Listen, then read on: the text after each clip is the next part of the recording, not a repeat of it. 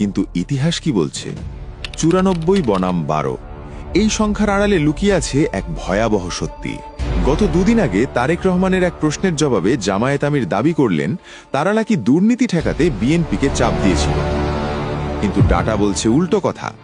2007-এর 111 সরকার যখন চার্জশিট দিল, তখন বিএনপির এমপিদের মধ্যে 47% আসামি হলেও জামায়াতের কত ছিল জানেন? 71%। পার্সেন্টেজে কে বড় দুর্নীতিবাজ? নাইকো হোক বা গ্যাটকো, জামায়াতের শীর্ষ নেতারাও কিন্তু বাদ যাননি।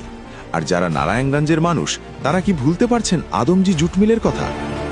এশিয়ার বৃহত্তম এই পাটকলটি বন্ধের সময় শিল্পমন্ত্রী কে ছিলেন? মতিউর রহমান নিজামী। হাজার হাজার শ্রমিকের পেটে লাথি পড়ার সেই দায় কি এড়ানো যাবে?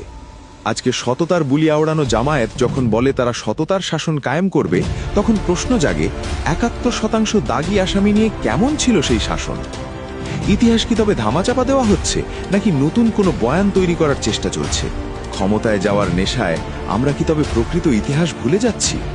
আজকের এই পরিসংখ্যান আর আদমজির কান্না নিয়ে আপনি কি ভাবছেন? কমেন্টে আপনার মতামত জানান। পুরো ঘটনাটা না জানলে আপনিও হয়তো ভুল তত্ত্বে বিশ্বাস করে বসবেন। ভিডিওটি শেয়ার করে সবাইকে সত্য